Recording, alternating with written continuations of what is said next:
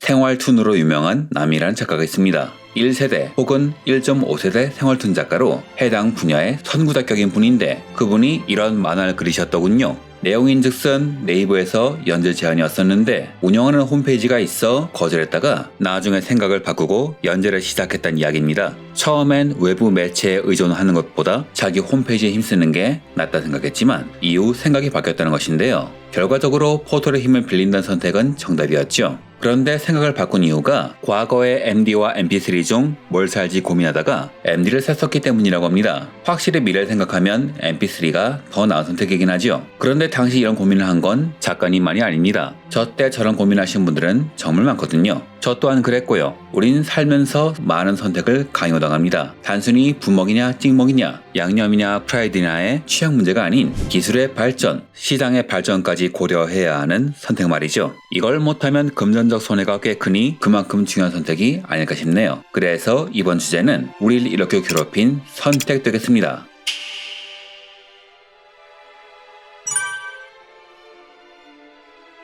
지금이야 거의 의미가 없을지 몰라도 이외로 베타맥스 대 VHS는 비디오 전성기 때는 정말 심각한 이슈였습니다. 결과적으로 더 우수한 포맷인 베타가 VHS에 졌는데요. 물론 화질은 베타 방식이 더 훌륭했지만 문제는 소비자에겐 화질보단 더 긴 녹화 시간 그리고 무엇보다 가격이 중요했던 겁니다. 어떤 시장이든 가격은 상당히 중요하죠. 덜 우수한 제품이 저렴한 가격 덕분에 승리한 경우는 역사에선 그야말로 비일비재합니다. 비디오 포맷 대결도 마찬가지였는데요. 당시엔 비디오 테이프를 소장하는 문화가 없어서 대여점에서 영화를 빌려봤는데 이 중심에 있던 대여점이 저렴한 VHS를 선호한 시점에서 이미 승부는 끝난 것과 다름이 없었죠. 하지만 베타는 나름의 장점 덕분인지 방송기에서 널리 쓰였으니 아무래도 완전한 패배라고 보긴 어렵겠군요. 대중에겐 좋은 기술보단 사용 편의성이 중요하다는 것을 확실히 증명한 사례라고 볼 수 있겠습니다.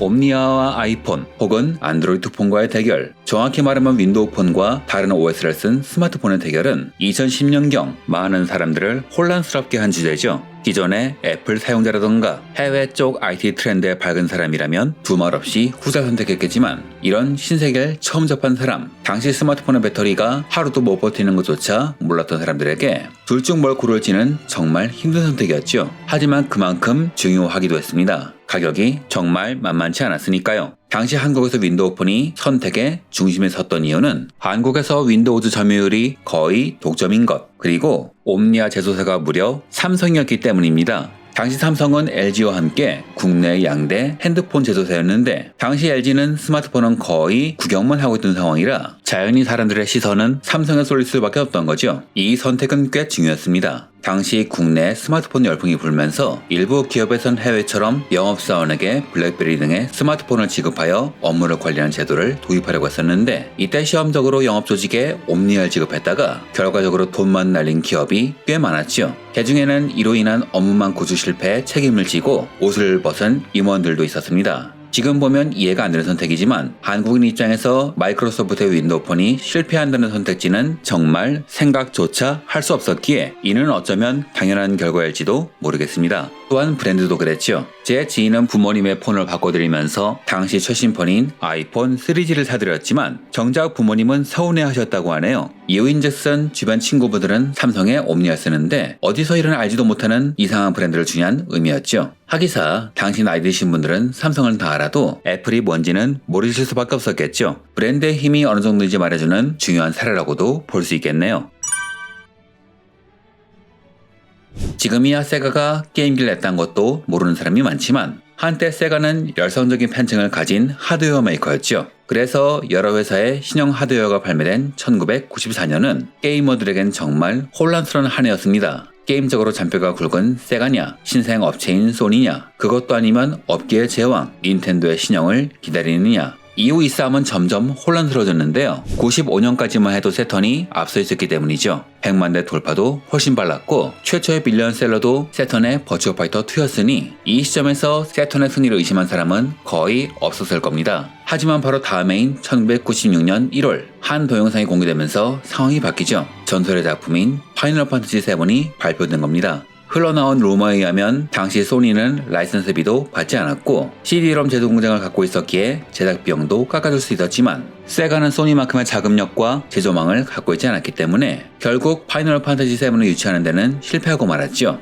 즉 이 승부는 사실상 결론이 정해진 것인데 문제는 소비자가 이런 사정까지 알 수는 없었다는 겁니다. 그것도 불과 한 달 만에요. 이후 96년 3월 제작사조차 기대하지 않았던 바이오 하자드가 초대박을 치면서 플레이스테이션 시장의 가능성을 본 여러 회사가 본격적인 게임 개발에 들어갔고 이후 여러 명작이 나오면서 시장의 승자는 소니가 되었죠. 반면 세턴의 경우 96년도부터 타이틀이 줄어들기 시작했고 기기 발매 후 4년도 안 된 시점인 98년 말쯤에는 세가 내부에서도 세턴을 포기하는 상황이었으니 결과적으로 세턴을 산 것은 치명적인 실수였던 셈이죠. 여하튼 이 업계, 놀이라는 업계는 1위가 3위, 사실상 꼴찌가 되는 경우가 수두룩한 업계라 이후로도 사람들의 선택을 많이 힘들게 만들었죠.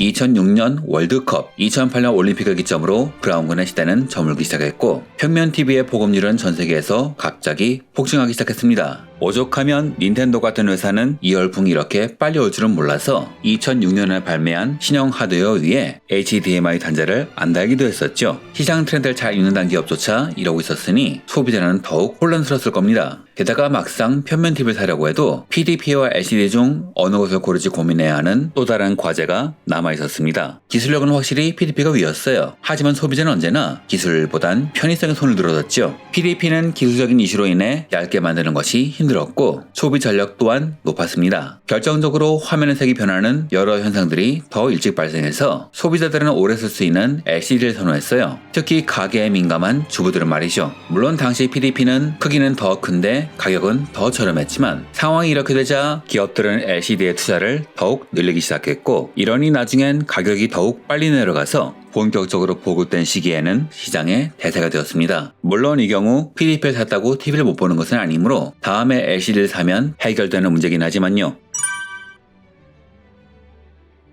역사가 이해로 오래된 3D 기술은 2009년 제임스 캐머런의 아바타가 개봉되면서 비로소 유행을 타기 시작했죠. 이후 시장에 3D TV가 활발히 출시되는데 이때 시장에는 두 가지 방식이 존재했어요. 화질은 좋지만 안경이 비싼 셔터글라스, 화질이 약간 떨어지지만 안경이 저렴한 편광글라스. 이쯤 되면 다들 예측하시겠지만 결과는 편광글라스의 승리가 아니라 둘 다 망했습니다. 어느 시점부터 고객들은 편광을 선택했습니다. 왜냐면 안경을 가족 수만큼 사야 하는데 안경 가격이 비싸면 아무래도 부담이 되니까요. 문제는 이 3D란 기술을 살린 소프트웨어가 부족해서 3D만의 장점을 살린 소프트웨어는 더욱 부족해서 TV를 사도 즐길 콘텐츠가 없었다는 것이죠. 이러니 굳이 비싼 3D TV를 살 이유가 존재하지 않았고 결과적으로 3D TV는 시장에서 자취를 감췄습니다. 즉 이 경우에는 구매 자체가 함정카드였는데요. 하지만 블루레이나 플레이스테이션 3를 갖고 계신 일부 분들에게는 지금도 훌륭히 활약하는 현역이기도 하지요. 그래서 그런지 중고 거래 수요도 은근히 많다네요. MD와 MP3의 대결은 은근히 만약한 대결일지도 모르겠습니다. 왜냐하면 2000년대 초 MD는 가격이 꽤 비쌌고 MP3는 두세 곡밖에 넣을 수 없는 문제가 있었기에 일반적인 사람들은 테이프나 CD를 선호했기 때문이죠. 결과적으로는 기술의 발전에 따라 많은 곡을 넣을 수 있게 된 MP3의 승리였는데요. 저 같은 경우엔 처음에 MD를 쓰다가 나중엔 현실을 깨닫고 당시 파나소닉에서 발매한 신제품 MP3 CDP를 사서 속 시원하게 해결해버렸습니다. CD 음반과 MP3 CD를 모두 재생할 수 있었으며 배터리 타임 또한 100시간은 넘어갔기에 상당히 만족스러운 제품이었지요. 또한 당시 MP3계의 강자 아이리버가 MP3 CDP를 발매하면서 당시엔 가격이 나름 비쌌음에도 불구하고 대세로 자리잡게 되죠. 단 이후엔 메모리 반도체 가격의 인하로 인해 MP3의 용량이 늘어나게 되면서 결과적으로 MP3가 시장을 지배하게 되지만 나중에 스마트폰이 나오면서 모두 사라져버리게 됩니다. 지금이야 스마트폰으로 모두 해결되니 잘 모르시겠지만 2000년도 초 사람들에겐 지하철에서 동영상을 볼 수단이 없었습니다. 이런 문제를 해결하고자 2002년 MP3의 발전형인 PMP가 발매되었는데요. 사실 그땐 너무 가격이 비싼 데다 기술에 제약이 많아서 수험생이 인터넷 강의를 보는 용도가 고작이었죠. 이후 2005년경 기술 문제를 해결한 하이엔드 PMP가 본격적으로 보급되기 시작하는데 공교롭게도 이때 소니의 PSP가 출시됩니다. 지금이야 동영상 플레이어와 게임기로 장르가 다른데 뭘 고민하나 싶겠지만 당시 소니는 멀티미디어 워크맨을 만들겠다는 목표로 게임, 동영상, 음악을 즐기는 기기로 PSP를 설계했습니다. 그러니 사람들의 입장에선 고민될 수밖에 없었겠죠. 단 당시엔 PMP를 고른 사람들이 많았는데요. 이유는 PSP의 미디어가 MD의 개량형인 UMD였기 때문입니다. 물론 기술 면에선 별개의 물건이지만 소비자에겐 다 똑같이 보였는데 이 미디어는 당시 소니가 새로운 영화 미디어로 밀고자 전용 플레이어의 발매까지 고민했었지만 사실 DVD와 가격 차이는 없는데 재생기가 사실상 PSP뿐이니 차세대 영화 미디어를 주도하기에는 아무래도 무리가 있었죠. 그래서 영화를 보려는 사람들은 PMP를 사는 경우가 더 많았지만 나중에 UMD 영화를 포기한 소니가 펌웨어 업데이트를 하면서 동영상을 지원했고 전용 미디어인 메모리 스틱의 가격이 내려가면서 결과적으로 영화 미디어 기기로서의 가치가 올라갔습니다. 즉 동영상 변환에 귀찮음만 감안하면 PSP의 효용성이 훨씬 높았던 거죠.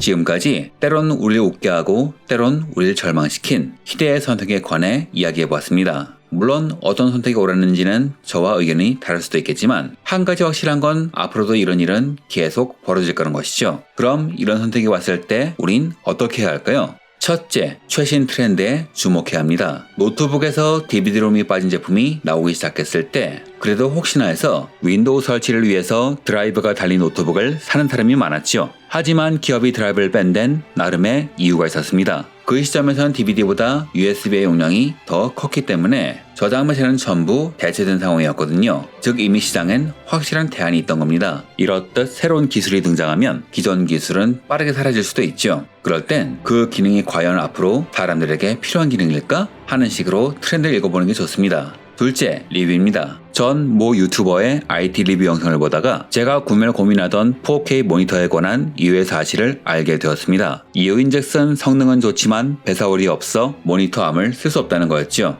배사율이 왜 필요한지, 싱글 모니터함이 좋은지, 듀얼 모니터함이 좋은지, 우리가 접해보지 않았던 다른 행동에 관한 경험의 정보를 얻기 위해서는 아무래도 리뷰를 보는 것이 여러모로 좋습니다. 내가 생각할 수 없었던 경험을 대신할 수 있으니까요. 셋째, 앞서 나간 기술은 지켜보시길 권합니다. 전 윈도우 10 정품 사용자라 11이 나왔을 때 바로 업데이트했지만 이후 도로 10으로 돌아가 버렸습니다. UI 등의 문제도 문제였지만 그것보단 편집 프로그램인 프리미어 최신 버전에서 뭔가의 이유로 느려지는 버그가 있었기 때문이죠. 물론 이후엔 이게 해결되었지만요. 거의 대부분의 상품의 경우 꼭 필요한 기술인데 이번 기회가 아니면 사지 못하는 제품 같은 건 없죠. 새로운 OS, 새로운 형식의 포맷 등은 바로 쓰기보다는 일단 시장에서 어떻게 반응하는지 보고 구매하는 것이 좋죠. 우수한 베타맥스가 VGS의 패했듯 1993년에 발매된 애플의 PDA, 아이폰의 전신인 뉴턴이 무선 인터넷 환경의 부재와 배터리 때문에 망했듯 3D와 VR이 소프트웨어 부족으로 인해 힘을 쓰지 못했듯 아무리 기술이 좋아도 성공하지 못하는 경우는 참 많습니다. 전 그래서 게임기를 사든 뭘 사든 일단 시장에 풀린 후 추이를 보고 구매하는 성격이죠. 그래픽카드도 거의 1년 가까이 지켜보고 구매했고 CPU 또한 마찬가지였습니다.